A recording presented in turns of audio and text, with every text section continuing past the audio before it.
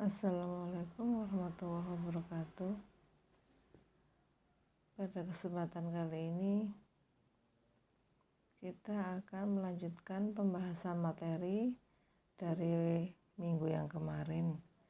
Minggu yang kemarin kita belajar tentang apa itu usaha.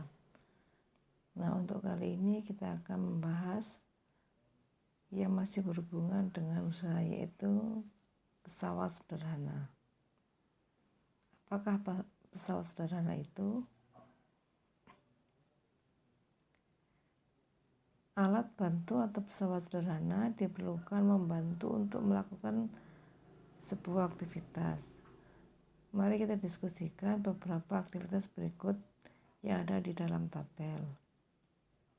Misalnya dalam kegiatan sehari-hari, dalam memotong kertas, maka alat bantu yang digunakan adalah alat pemotong kertas.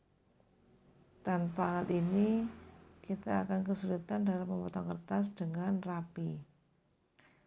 Contoh kegiatan kedua yaitu menggunting rumput. Maka diperlukan alat bantu berupa gunting rumput. Dengan gunting rumput ini, maka rumput dapat terpotong dengan rapi dan cepat. Selanjutnya, pemotong daging. Nah, alat apa yang kita gunakan? Silahkan kamu isi. Kemudian ada juga pencabut paku yang kita gunakan, yaitu alatnya berupa catut. Begitu pula dengan kegiatan yang kelima, yaitu mengoret bendera dan aktivitas-aktivitas lainnya. Alat bantu apa yang diperlukan? Silakan diisi tabel ini.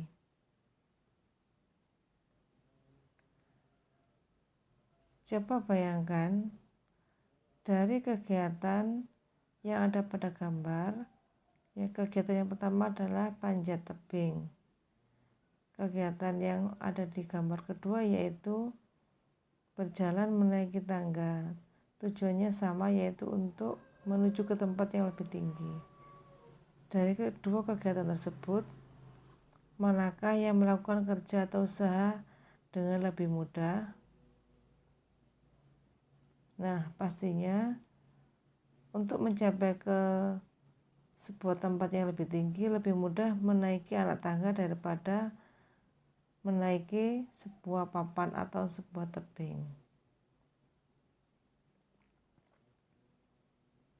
Oke, kita akan membahas apa itu pesawat sederhana. Pesawat sederhana yaitu peralatan yang memudahkan manusia untuk melakukan suatu usaha atau suatu kerja. Mengapa disebut sederhana? Dikarenakan peralatan tersebut dirancang atau dibuat dalam bentuk yang sederhana. Contohnya antara lain yaitu tuas atau pengungkit, bidang miring, roda gigi atau gear, dan katrol. Jadi itu tadi adalah jenis-jenis atau macam-macam pesawat sederhana yang akan kita pelajari. Apa keuntungan yang kita dapat ketika menggunakan pesawat sederhana? Yang pertama, pesawat sederhana tidak mengurangi besarnya usaha. Dengan pesawat sederhana dapat memperkecil gaya yang kita keluarkan. Untuk pesawat sederhana yang pertama yang kita pelajari yaitu tuas atau pengungkit. Sistem kerja tuas ada 3 bagian, terdiri dari 1 titik tumpu atau disebut dengan T, yaitu tempat tumpuan bagi pengungkit. Kemudian titik beban atau W, yaitu tempat meletakkan atau menempatkan beban yang hendak diangkat atau dipindahkan. Yang ketiga yaitu titik kuasa atau F, yaitu titik di mana gaya kuasa diberikan. Perhatikan gambar. LW adalah jarak antara titik tumpu dan titik beban. Kemudian LF yaitu jarak antara titik tumpu dan titik kuasa. Perhatikan simbol-simbol yang ada pada gambar. Ada simbol W sebagai titik beban, simbol T sebagai titik tumpu, dan F titik kuasa.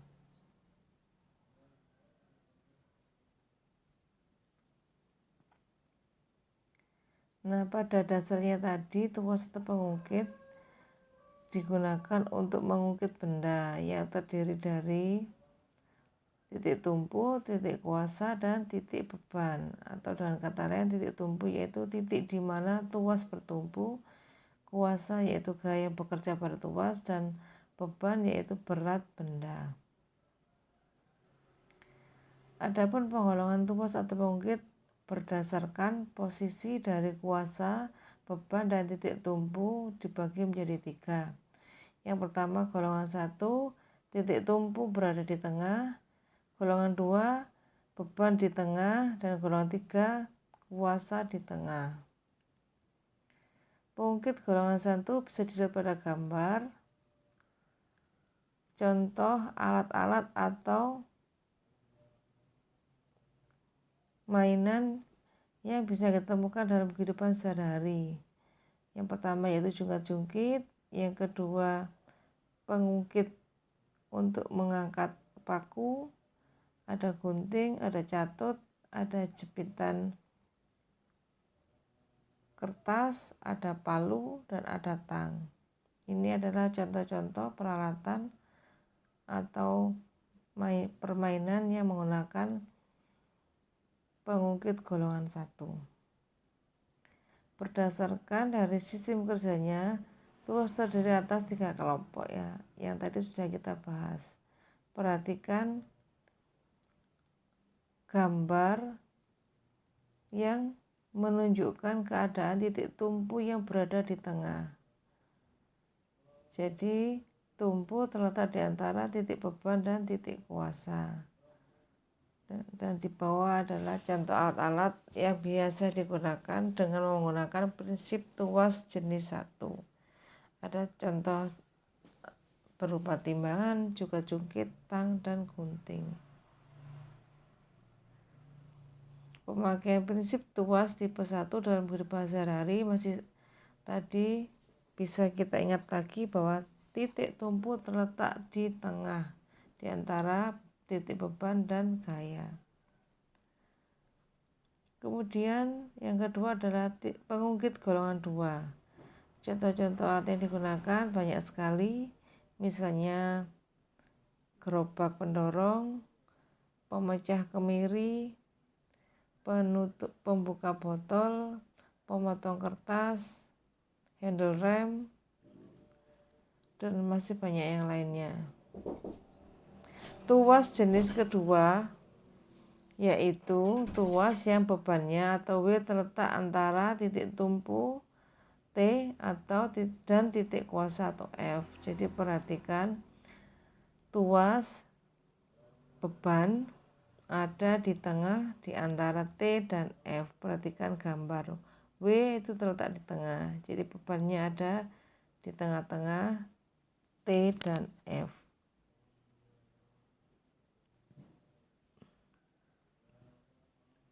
Pengungkit yang golongan ketiga antara lain contohnya adalah stapler, cangkul, sekop, pinset, dan masih banyak yang lain.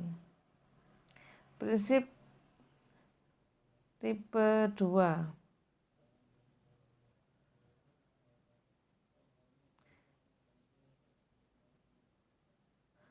Prinsip tuas ketiga yaitu tuas kuasa terletak di antara titik T dan beban. Perhatikan F atau titik kuasa terletak di antara W dan T.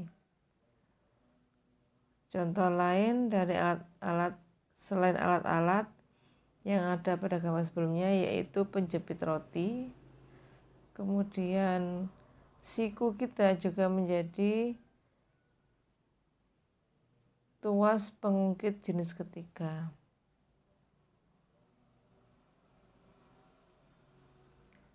Penerapan prinsip tuas ketiga dalam kehidupan sehari-hari intinya titik kuasa terletak di antara titik tumpu dan beban. Misalnya jika kita mengangkat pasir menggunakan skrop, titik kuasanya ada di tengah. Keuntungan menggunakan pengungkit yaitu pada golongan 1 dan 2, alat-alat yang dipakai pada tuas 1 dan 2 dapat meringankan beban kerja manusia. Sedangkan pada tuas golongan ketiga, keuntungannya dapat menggerakkan beban yang jaraknya lebih jauh. Selanjutnya kita bahas tentang rumus-rumus yang biasa digunakan dalam pesawat sederhana. Yang pertama yaitu keuntungan mekanik atau KM pada tuas. KM dapat dicari dari W dibagi dengan F. Dengan W adalah gaya beban dan F adalah gaya kuasa. Atau bisa juga dicari dari KM sama dengan LF dibagi LW.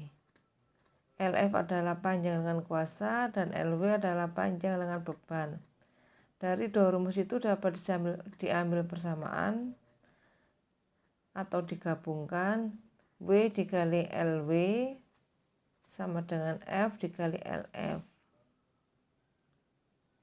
Nah, kita lihat contoh soal berikut. Besi yang beratnya 160 Newton diangkat dengan tuas yang panjang lengan kuasanya 2,5 meter dengan lengan bebannya 1 meter. Hitunglah besar kuasa dan keuntungan mekaniknya. Maka dapat diketahui W yaitu 160 Newton, LW sama dengan 1 meter, dan LF sama dengan 2,5 meter. Yang dicari adalah besar kuasa atau F dan keuntungan mekanik atau KM. Maka diambil persamaan dari rumus yang tadi, W sama dengan LW, W dikali LW sama dengan F dikali LF. Maka kita masukkan nilai W sama dengan 160, LW 1, kemudian F-nya kita cari dan LF adalah 2,5. Dari persamaan tersebut maka dapat kita ambil F sama dengan 160 dikali 1 dibagi 2,5, maka hasilnya adalah 64 Newton. Jadi besar kuasanya adalah 64 Newton. Sedangkan keuntungan mekaniknya dengan rumus KM sama dengan W per F sama dengan W-nya 160, F-nya adalah 64 dari yang sudah kita cari tadi. Maka bisa dihitung hasilnya adalah 2,5. Jadi keuntungan mekaniknya adalah 2,5. Berikut adalah soal yang kedua, hampir sama. Jadi berat benda sebesar 800 Newton didorong menggunakan kereta. Berapa Newton besar atau kuasa? Maka diketahui dari gambar berat bendanya atau W sama dengan 800 Newton. Lengan bebannya adalah 0,2 meter, lengan kuasanya yaitu 0,2 ditambah 0,8, bisa dilihat pada gambar. Yang disimpulkan pada gambar menggunakan 20 cm dan 80 cm, maka supaya setara harus dijadikan dalam bentuk meter. Kemudian kita masukkan rumus yaitu W sama dengan LB, W dikali LB sama dengan F dikali LK. Karena kita cari F-nya, maka rumusnya menjadi W dikali LB dibagi LK. Kita masukkan angka, F sama dengan 800 dikali 0,2 dibagi 1 sama dengan 160 Newton. Maka diketahui besar gaya kuasa yaitu 160 Newton.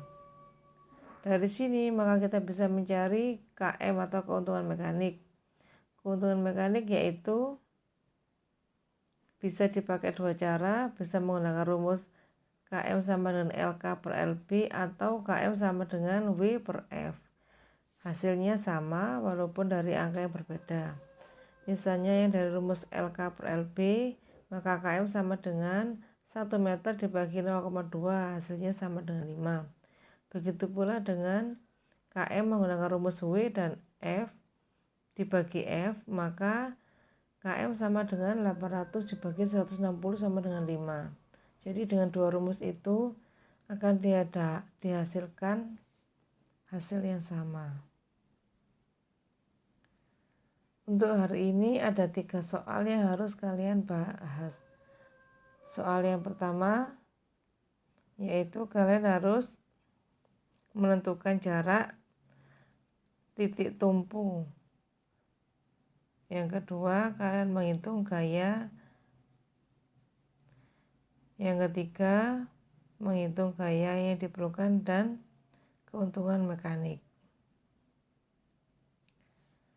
Nah, dari apa yang kita pelajari dapat kita renungkan bagaimana seandainya di zaman sekarang tidak ada alat-alat yang diciptakan oleh manusia berupa pesawat sederhana.